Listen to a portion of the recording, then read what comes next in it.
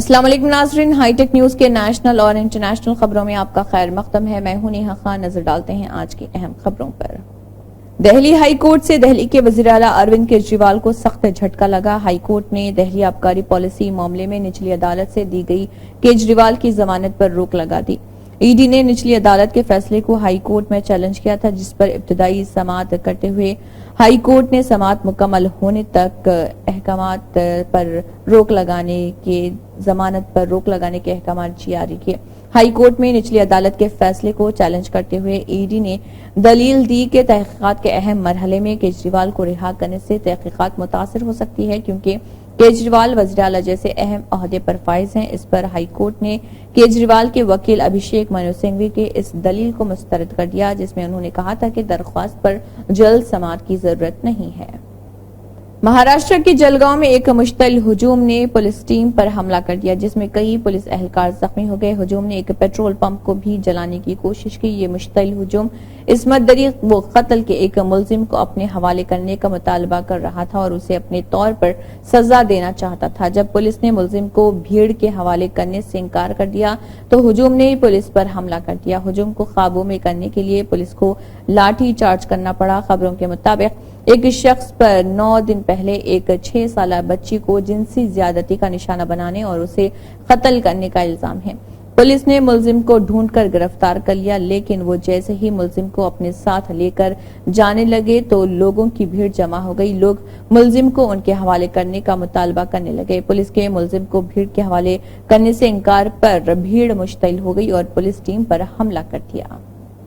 صدر جمہوریہ ہند درپدی مرمو نے بھارتیہ جنتا پارٹی کے لوک سبھا کے رکن پارلیمنٹ بھرتری ہری مہتاب کو 18ویں لوک سبھا کے اسپیکر کے انتخاب تک اسپیکر کے فرائض انجام دینے کے لیے پروٹیم اسپیکر مقرر کیا۔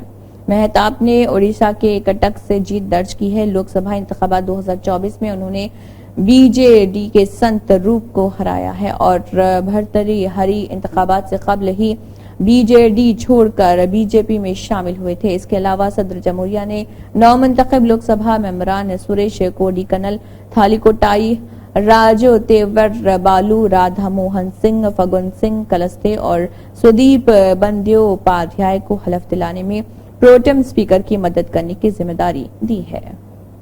وزیر اعظم نریندر مودی نے 10ویں بین الاقوامی یوگا دن کے موقع پر منعقدہ اہم یوگا پروگرام کی قیادت کی اور یوگا مشق کے فوائد کا ذکر کیا اور لوگوں سے یوگا کو روزمرہ کی زندگی کا حصہ بنانے کی اپیل کی۔ اور شیر کشمیر انٹرنیشنل کانفرنس ہال میں منعقدہ پروگرام میں مرد و خواتین کی بڑی تعداد نے شرکت کی۔ مودی نے کہا کہ یوگا اس مصروف زندگی اور اطلاعات کی کثرت سے متاثر ذہن کو ارتکاز کی طاقت فراہم کرتا ہے، اس سے صحت اچھی رہتی ہے۔ انہوں نے کہا کہ آج یوگا سے متاثر سیاحت میں اضافہ ہو رہا، جو کاروبار اور روزگار میں بھی تعاون کر رہا۔ انہوں نے کہا کہ یوگا کے فوائد کو دیکھتے ہوئے آج فوج کے جوانوں سے لے کر خلا بازوں تک ہر کسی کو یوگا کرایا جا رہا۔ جیلوں میں قیدیوں کو یوگا اور دھیان بھی کروایا جا رہا۔ وزیر اعظم نے کہا کہ انہوں نے جموں کشمیر کے لوگوں میں یوگا کی مشق کے تئیں زبردست جوش دیکھا ہے۔ اس موقع پر انہوں نے ملک اور مرکز کے زیر انتظام علاقے سمیت پوری دنیا کے یوگا سے محبت کرنے والوں کو یوگا ڈے کی مبارکباد دی۔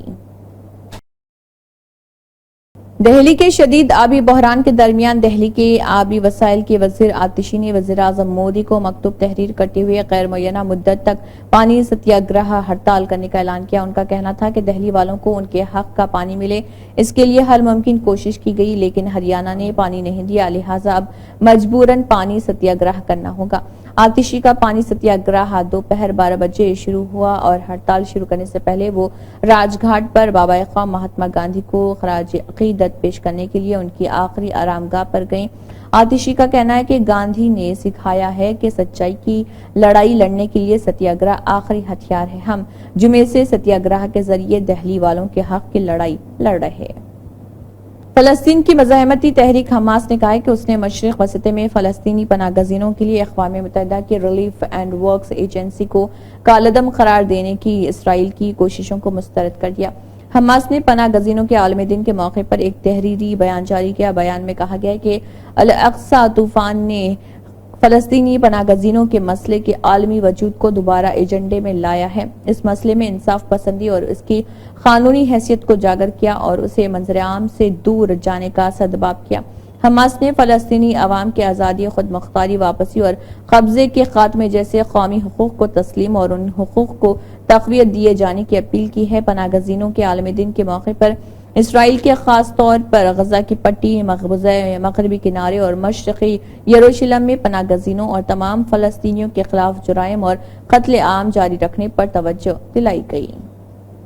کولکتہ ہائی کورٹ نے ریاست کے 1.5 لاکھ سے زائد سرکاری اسکولوں کے اساتذہ کی معلومات کو ظاہر کرنے کا حکم دیا ہے۔ عدالت نے کہا کہ حکومت سرکاری ہائی اسکولوں میں کام کرنے والے اساتذہ کی معلومات ظاہر کرے۔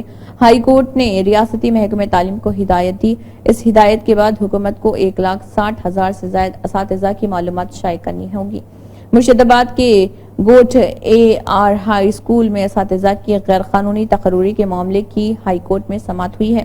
اس کیس کی بنیاد پر جسٹس بسوجیت بوس نے ہدایت دی کہ اگلے 2 ہفتوں کے اندر ریاستی محکمہ تعلیم کو ہائی اسکول کے تمام اساتذہ کی معلومات آن لائن شائع کرنی ہوگی۔ عدالت نے اس معلومات کو بنگلہ شکشا پورٹل پر شائع کرنے کی ہدایت دی ہے۔ ہائی اسکولوں کے ساتھ ساتھ مشنری اسکولوں کے اساتذہ کی بھی معلومات ظاہر کرنے کی ہدایت دی۔ عدالت نے کہا کہ یہ حکم اساتذہ کی تقرری میں شفافیت کو یقینی بنانے کے لیے دی گئی ہے۔ لوک سبھا انتخاب 2024 میں شکست کھانے والے سابق اراکین پارلیمنٹ کو جلد ہی سرکاری بنگلہ خالی کرنا پڑے گا۔ اس سلسلے میں لوک سبھا ہاؤس کمیٹی نے نوٹس جاری کر دیا۔ 17ویں لوک سبھا کے ایسے سبھی اراکین جو 18ویں لوک سبھا انتخاب میں جیت حاصل نہیں کر سکے ہیں، انہیں جولائی ماہ میں لوٹنس بنگلہ زون واقع اپنا گھر خالی کرنا پڑے گا۔ میڈیا رپورٹ کے مطابق لوک سبھا ہاؤس کمیٹی کے ذریعے جاری کردہ نوٹس میں سابق اراکین پارلیمنٹ کو 5 جولائی تک اور سابق وزراء کو 11 جولائی تک سرکاری بنگلہ خالی کرنے کی ہدایت دی گئی ہے۔ قابل ذکر ہے کہ لوک سبھا انتخاب 2024 میں مودی 2.0 کے 17 وزراء کو شکست کا سامنا کرنا پڑا تھا۔ ان سبھی کو بنگلہ خالی کرنے کے لیے 11 جولائی تک وقت دیا گیا ہے۔ ان سابق وزراء میں اسمرتی ایرانی، سنجیو بالیان، RK سنگھ، ارجن منڈا، مہندر ناتھ پانڈے، راجیو چندر شیکھر، کیلاش چودھری، اجے مشرا ٹینی، وی مرلی دھرن، نشت پرمارک، سبھاش سرکار، سادھوی نرنجن جیوتی، راؤ صاحب دانوے، کوشل کشور، بھانو پرتاپ ورما، کپل پاٹل، بھگونت کھوبا، بھارتی پوار کے نام شامل ہیں۔ اس سال 1445 ہجری کے حج کو تاریخ میں سب سے زیادہ ہجوم والے حج کے انتظامات اور اجتماعات میں شمار کیا جا رہا۔ سعودی شماریات اتھارٹی نے سال 1390 ہجری کے آغاز میں حج کا ریکارڈ مرتب کرنا شروع کیا تھا۔ اس وقت سے عازمین کے اعداد و شمار کو ریکارڈ کیا جا رہا۔ اس وقت سے مردم شماری کی تاریخ کے 56 سالوں میں 100 ملین سے زیادہ حاجیوں نے سعودی عرب میں مناسک حج ادا کیے ہیں۔ حجاج کی تعداد 1390 کی ہجری میں 10,79,760 تھی۔ 1399 ہجری میں پہلی مرتبہ حجاج کرام کی تعداد 20 لاکھ سے متجاوز ہوئی۔ اس سال 20,79,689 افراد نے فریضہ حج ادا کیا۔ حج کی تاریخ میں پہلی مرتبہ 1433 ہجری میں عازمین حج کی تعداد نے 30 لاکھ کا ہندسہ عبور کیا۔ یہ واحد سال تھا جس میں 30 لاکھ سے زیادہ افراد نے حج کے مناسک ادا کیے تھے۔ اس وقت تک 33 حج سیزنز میں سے سال 1414 ہجری کا سال ایسا تھا جو اس تعداد سے قریب تر تھا، جس میں 18,34,780 افراد نے حج ادا کیا تھا۔ 1441 کے بعد سے ریکارڈ کیے گئے کورونا وائرس وبائی امراض کے سالوں میں تعداد محدود ہو گئی۔ 1441 ہجری میں صرف 10,000 عازمین حج ادا کر سکے۔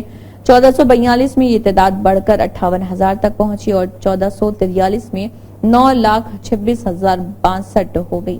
گزشتہ برس 1444 ہجری میں کورونا وبا کے بعد ایک مرتبہ پھر تعداد اپنے عروج کو پہنچی اور اس سال 18,45,045 افراد نے حج ادا کیا۔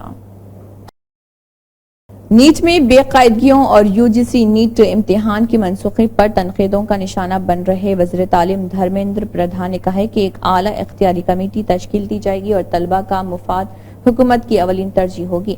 طلبہ نے ملک کے مختلف مقامات پر احتجاج کیا ہے۔ دہلی میں پردھان کی قیام گاہ کے روبرو بھی احتجاج کیا گیا، چند طلبہ کو حراست میں لے لیا گیا۔ پردھان نے ایک پریس کانفرنس کو مخاطب کرتے ہوئے کہا کہ میں سبھی کو یقین دلانا چاہتا ہوں کہ حکومت طلبہ کے مفادات کا تحفظ کرے گی۔ ہم اس پر یا شفافیت پر سمجھوتہ نہیں کریں گے۔ جہاں تک نیٹ امتحانات کا تعلق ہے، ہم حکومت بہار کے ساتھ مسلسل رابطے میں ہیں۔